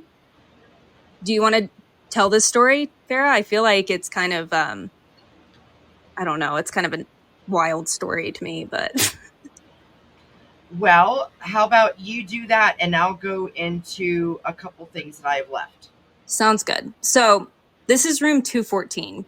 And I feel like, I don't know, this one for me is like the heaviest room. I don't know if that's the case for like the actual hotel itself, but a man named Melvin Dumar, maybe. He was a meat seller that actually stayed in this room over the course of about like 3 years on and off. So I don't think it was like a total, like 3 consecutive years, but he was in and out like a good bit over the course of 3 years. And he always stayed in room 214. And he actually like befriended, supposedly, the ghost that was in this room. And so sadly, as the years passed, Dummer, he passed away, and the spirit continued waiting for his return and kind of going back to the room and searching for him. But obviously, since he passed, he never found him. And I guess, Melvin's spirit decided to move on, unlike possibly the one from room 210. So the spirit actually has become so frustrated that he now plays tricks on the guests when they're like staying in the room because he's upset that it's not his friend. Guests have experienced lights flickering on and off, their belongings moving around, footsteps, items moving, and even shadow figures, which I think that's true for like the majority of the hotel, but it just seems like in this room specifically, the spirit has a habit of making itself known, and it's really agitated when it's not his friend staying in the room. It's like Melvin, like this is Melvin's room, and he almost has like this kind of possessive quality over it, like no one can stay in here unless it's Melvin. Yeah, and that room does get a lot of activity. Yeah. Like, when you watch the Clown Motel, like I said, if everybody goes to watch the Paranormal Files, they go through the rooms. But even Sam and Colby have been there. Twin Paranormal have been there with Amanda, the medium from Mackie and Amanda's. And so if you watch those couple, you'll get to see a really good, thorough investigation of like the three rooms. And I think, yeah, Sam and Colby did it recently with the Project Fear. With Dakota, Chelsea, Alex, and Tanner from the old Destination. Was that the room where they caught the EV, or not the EVP, but were doing the Estes method? I think that's the one that they said was the most scariest room that they were in. That's why they did it there. Yeah, because they ended up like, you know, separating at some point in the video, and they both were doing Estes methods, one at the Mizpah and one here, and they both got laughter. And like, I don't want to say at the same time, because obviously video editing can make things look a bit more coincidental than they are, but they both did catch laughter. So that's just something to keep in mind. But yeah, I think that this, if you want my opinion, this is the most haunted of all of the rooms here, other than maybe the lobby, which is my last little like blurb. Basically, they will allow paranormal investigators to like come in and video in the lobby after like most of the guests have gone to sleep, and people will say that they'll catch or just even see out of the corner of their eye the clowns moving around in there, and that's where like the majority of the figurines are. So obviously that room is, at least in my opinion, the creepiest, maybe not the most haunted, but yeah, apparently the clown figurines will move around in the lobby. So cool. Let me piggyback off you, Courtney, for a second. Yeah. That main clown is there's a clown in the office which is called Jolly the Clown. It's actually the mascot for the hotel. But the one that sits there right on a chair when you walk into the office, that is actually the clown that Ghost Adventures caught a hand moving on camera by itself. And the owner, VJ, has, you know, whenever people come in and do an investigation, they go there first to kind of talk to him. He's even caught that hand, sometimes both hands, moving on its own. And I believe Paranormal Files, that Clown Motel that I keep saying about, I think there was some movement. I can't remember exactly, but yeah, pretty, that clown there, something inhabits that clown sometimes and moves the hands around to scare people. I think it's crazy. And you have to think about how tempting that would be from a spirit's perspective, to have a life-size human clown that you can just like use as a vessel to scare the shit out of people. Like, how could you not? Exactly. I'd be jumping all over that, even though I'm scared to death of clowns. But so we only got about 20 minutes. Let me wrap up with some extra things on the Clown Motel, just so all of you listeners know as well. So let's see, what did I want to go over? Okay, so first of all, can anybody answer this question in the chat? Or, of course, Vicky, Amanda, how many clown figurines are known to be in the front office? Go ahead and put your answers in. 10, 9, 8, 7, 6, 5, 4, 3, 2, 1. Let's see, we got some more people. Stacy, I agree. Too damn many. Right. Well, Vicky, Mrs. Spooky, I believe you put too many zeros. It might have been a typo, but it is over 3,000 clown figurines. Now, as you were talking earlier about the current owner, VJ Mayer, just to Mhm. give you a little bit of backstory on him, people, if you ever wanted to go and visit this Clown Motel, it's more than just the clowns in the investigation. VJ actually worked as a master chef for Ooh. 5-star hotels in Doha, Qatar, Australia, and Canada. So this isn't some guy, Joe Schmo, down the road that, bought this hotel and kind of fixed it up. No, this guy creates a very good atmosphere for his guests. Now, he purchased the motel in April 2019 with a dream to create not just a comfortable stay, but an experience. He took a then rundown motel and began to transform it into a work of art with a lot of customer service wants and needs, filled with a splash of color, fun, and style. Like I said, Jolly the Clown is the motel mascot, and the rooms, some of the rooms, are themed. One is the Exorcist room, one is based off the movie It, and one is a Halloween concept, and another one is Friday the 13th, just to name a few. So if you want to book any one of those special rooms. Now, there are figurines and painting of clowns and other scary and spooky pictures to bring your fear level 1 up when you're laying in bed trying to go to sleep. Now, let's see, over the years. Okay, so yes, I wanted to let you know about another rumored death just because it should be known. There was a mysterious car accident that occurred near the Clown Motel, resulting in fatalities, and supposedly the spirits of those who died in the accident haunt the vicinity of the motel. And then, as we discussed earlier, Tonopah Jim passed away in one of the rooms. He was a regular guest who had been staying at the motel for years. There have also been reports of deaths in the nearby cemetery, which we talked about earlier, which could potentially contribute to the haunting at the motel too as well. And let me give you some information. There was an article published in 2017 by the Travel Channel titled "The Scariest Motel in America." And guess what it was? The Clown Motel.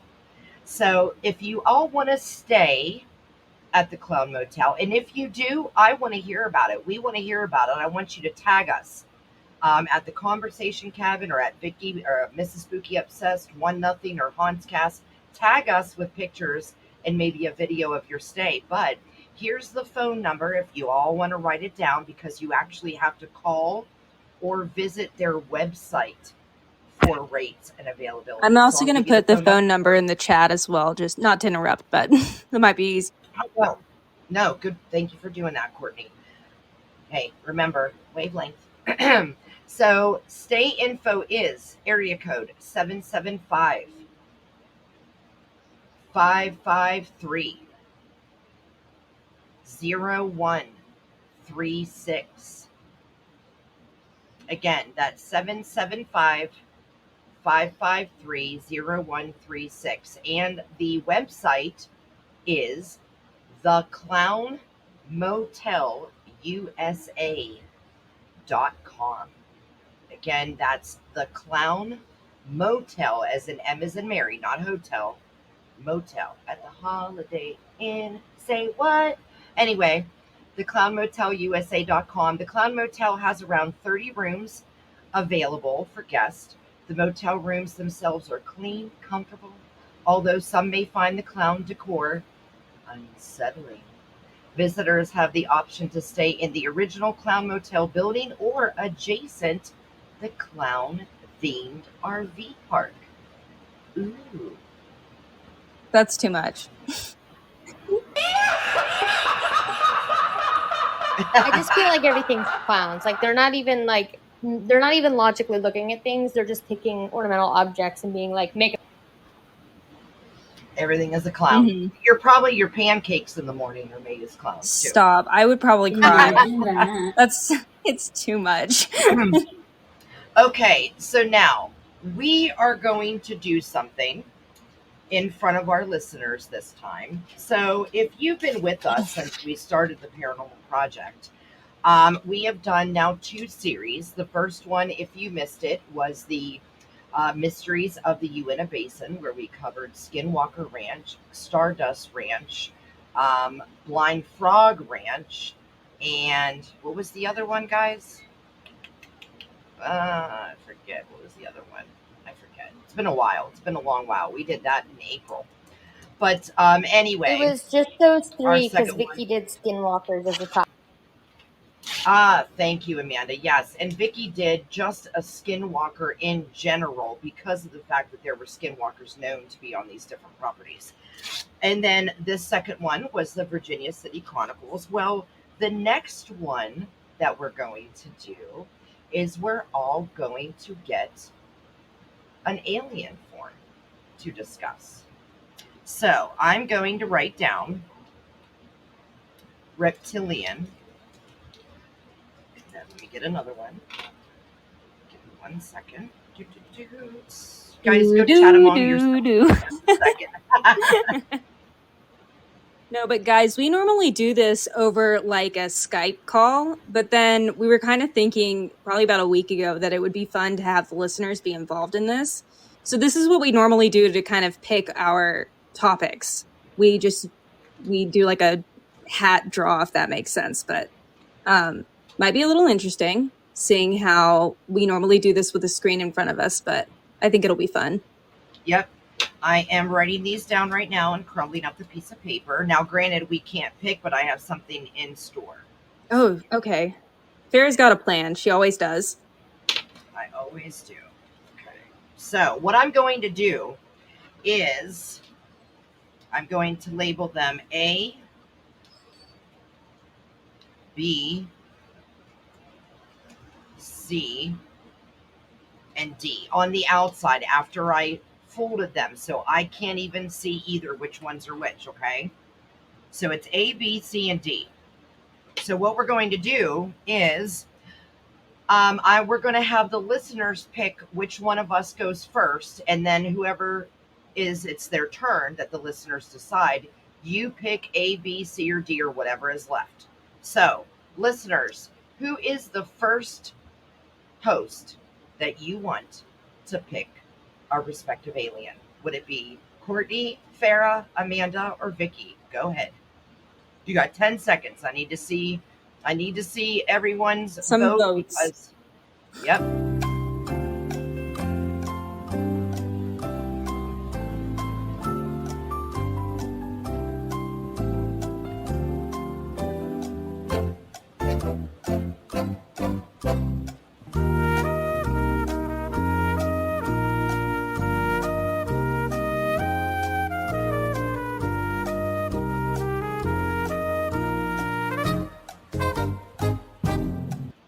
All right, we're just going to go with Amanda since she was the first one that Stacy said. So, Amanda, I'm going to shake these up. Give me 1 second. Oh, boy. I don't know if you can hear this, but I am shaking up as I always do in my hands. Okay. All right. So, do you want A, B, C, or D? I'm going to swoop in and steal yours because I feel like it's bound to be good. So I'm going with C. Dang it, that's what I was going to pick. Okay. That was a good one. So everyone, for our next series, which is going to be Alien Forms, Amanda will be researching and covering. Hang on 1 second. Give me it. Nordic aliens. Ooh. All right. So we're going to do next after, let's see, after Amanda was me. So let me shake them up. And I'm just not even looking. If you guys can see me, I'm looking at my microphone with my hands to the right. And I am picking. All right. So I got, just to let you know, I got D. So D is...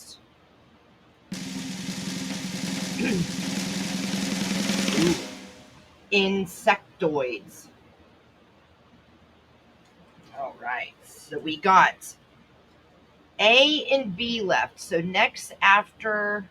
Let's see. Vicky was next because Deborah voted for Vicky. So Vicky, do you want A or B? B. Give me B. All right. And B is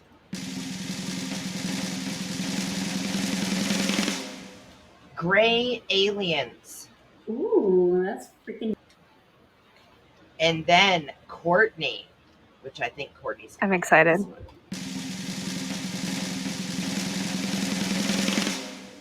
Reptilian. Heck yeah. That was the one I wanted. Oh, That or good. the Grays, so I'm very excited. All right, good deal. All right, so what we will be doing is we are going to set in 3 weeks from this coming Tuesday, because since we always do it Tuesday Top Terror, we're going to go back to Tuesday. It was just because, gosh, we have lives, kind of got a little off schedule, everyone. But so take from next Tuesday, count 2 more Tuesdays after that. So 3 Tuesdays from now, we will do the first episode, which will be, since Amanda, you went first, then Amanda, we're just going to go in the order then. So the first episode will be Amanda with her Nordic. And then Vicky was next, right? Yeah. No, I was next. So then I will go with my insectoids. The third episode will be Vicky with her gray aliens. And then the last and final, well, the last episode for the alien part will be Courtney with her reptilians. But then the final episode, we are all going to write about an alien abduction, and you girls get to pick whatever alien abduction you want to write about. So that way it's not only about aliens, it's what they've done. Not really doesn't have to be your said alien, but just an alien abduction story. Ooh. Okay? I'm very excited now. So Can I so what's it called? Make a, what's the word the old timey people say when you're like, I object, but not object, but I have an idea. Go ahead. Okay. Can we all also, like, do we all have any kind of experience with alien in any way? Ooh, that would be nice. Like personally?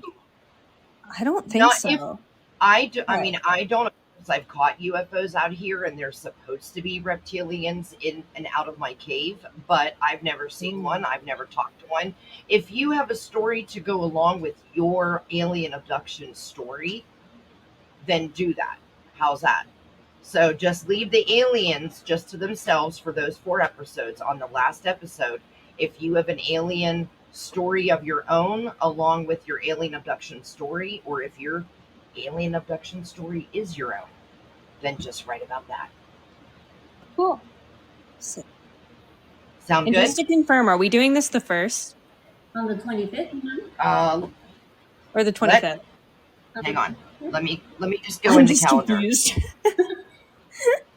Well, it'll start, let's see. So not next Tuesday, that's the 11th. So yeah, it'd be the 25th would be when we do the first episode. Sounds then the next one after that would be the 1st, and then next one after that, so on and so forth. But Amanda, is that kind of what you were trying to ask?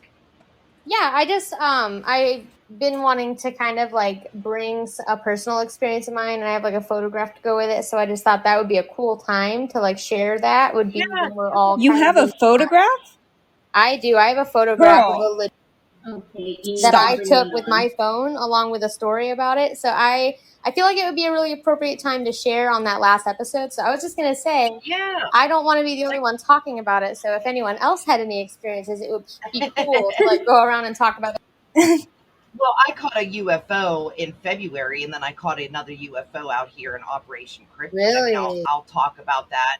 Yeah, I mean, and that was so weird. It was on the first night of Operation Crypto, which just blew my mind. It's like when I think that this land and property pays attention to me, it brings out something that just verifies that even more. Because literally, too, where we saw it was where we were all standing right by the fire. You look up, you turn around when you're facing the fire, you turn around, it was right there above my field. And it's like, you can't get much more in the open than that. Like, what the hell? You know? But yeah, Amanda, of course, you're allowed to do anything you want with your story. How you want to do it, that's it. If you want to let it be your alien abduction, well, it's more of a sighting. Still do an alien abduction story, and then go ahead and tell your story about it too. Okay, cool. Yeah. I just want to share my All picture right. with everybody. Yeah, I Yes. want to see it. So it is about 4 minutes from showtime end. So now that everybody knows, let me go over it one more time so nobody's confused. But if you follow us on social media, on Instagram, on TikTok, whatever, you're going to see all of us put, the date of the live, all of that, the link if you want to come into the private room. But again, we will be doing the next start of the series on July 25th, which is a Tuesday. Amanda will go first with her alien form. On the 1st will be me, and then just keep going. The next Tuesday after that will be Vicky. The next Tuesday after that will be Courtney, and then the next Tuesday after that will be all of us with our alien abduction story. It'll be a good long episode. And of course, we'll make each of our stories a little short, but just to get the feel of what it was and any information on it. And, hey, there you go. Now, another thing I wanted to mention is tomorrow night at 8 p.m. Central, 9 p.m. Eastern, I'm going to have another live on my Conversation Cabin podcast.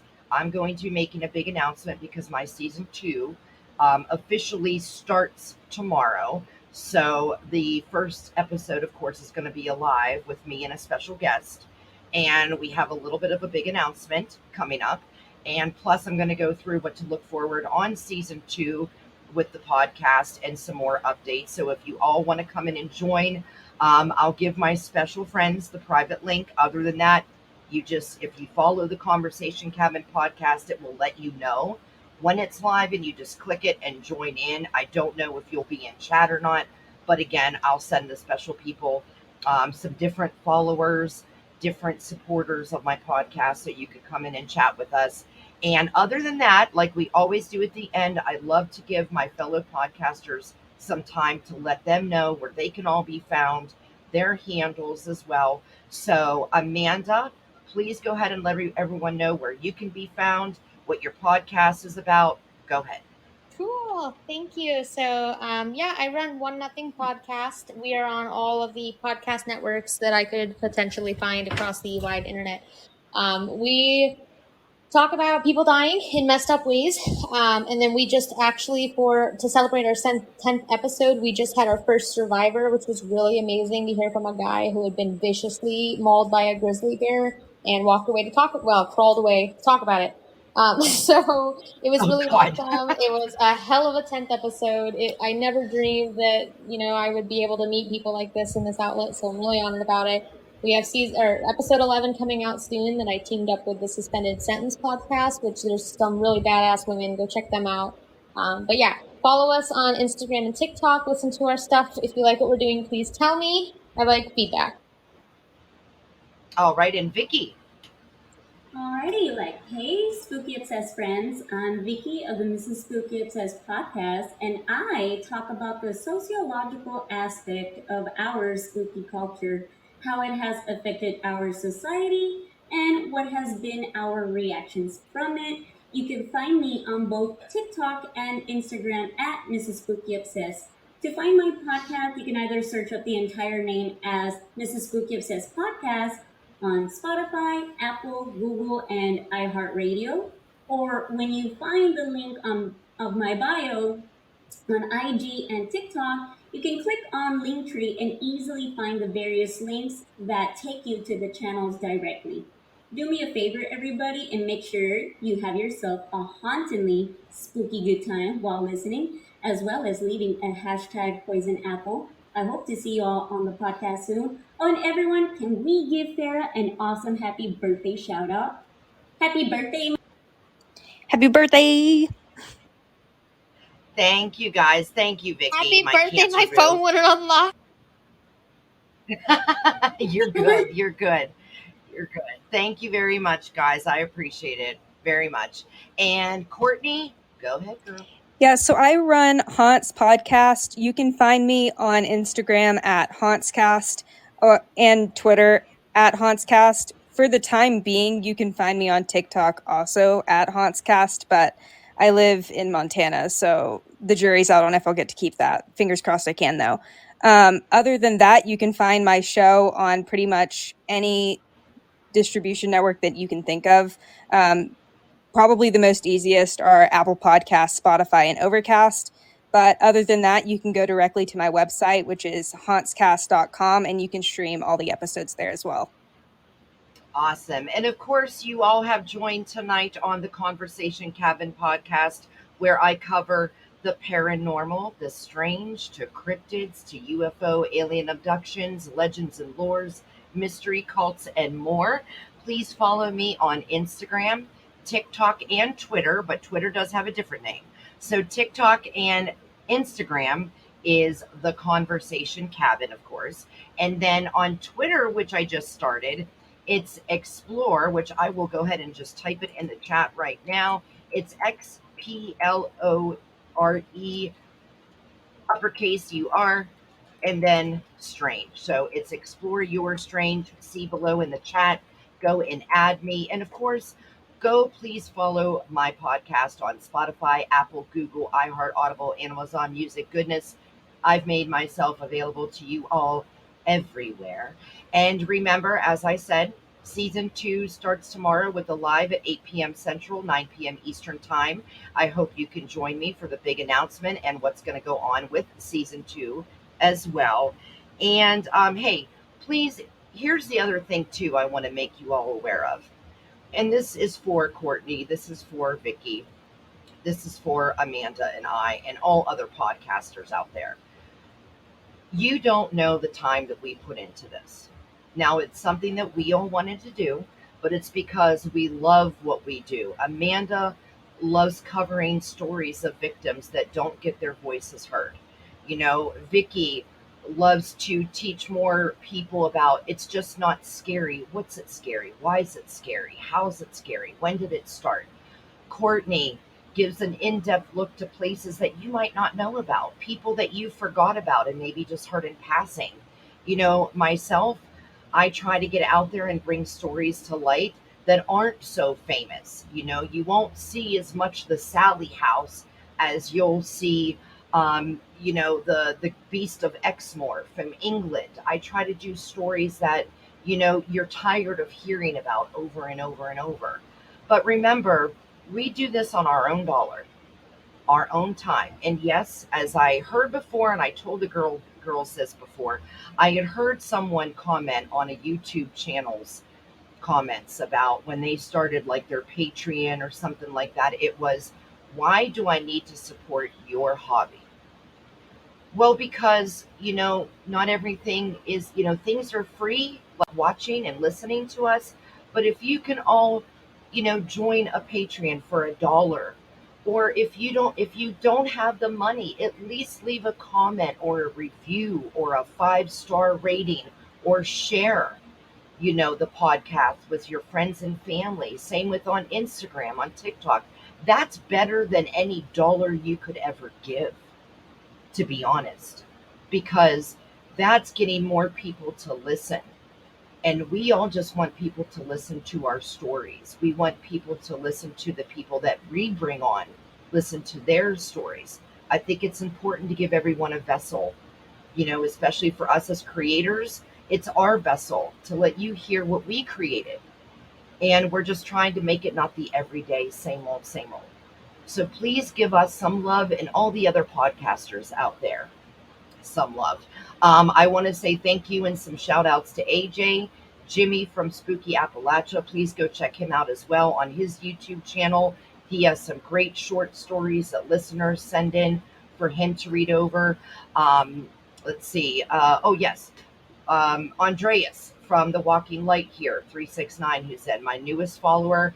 Thank you for joining. Thank you for supporting. Stacy too. Thank you so much. You know, any follower that we all get, please know you are more than just a follower to us. You are the beating heart of our show, because we would not be here if it weren't for you. So thank you to all my new followers. Eddie, my friend Eddie, I mean, he's become all of our friends. Courtney, Amanda, Vicky, Eddie Linedecker from Pittsburgh, PA. He is one of my great friends who supports the podcast, as well as Larry, Jen from 305 Paranormal. Please go check her out and follow her on Instagram. And just so many more people. Just follow who we follow, support, like, share. Like I said, that's what you can do for us. Leave a review, leave some stars, leave a comment, share, like, subscribe. It's all free. It doesn't cost you a thing. And we'll love you forever. All right, cabin crew. Until next time, girls, say it with me. Explore Your your strange. I swear I All did, right, and I had guys. my mic on mute. It's okay. You were here in spirit. We love you.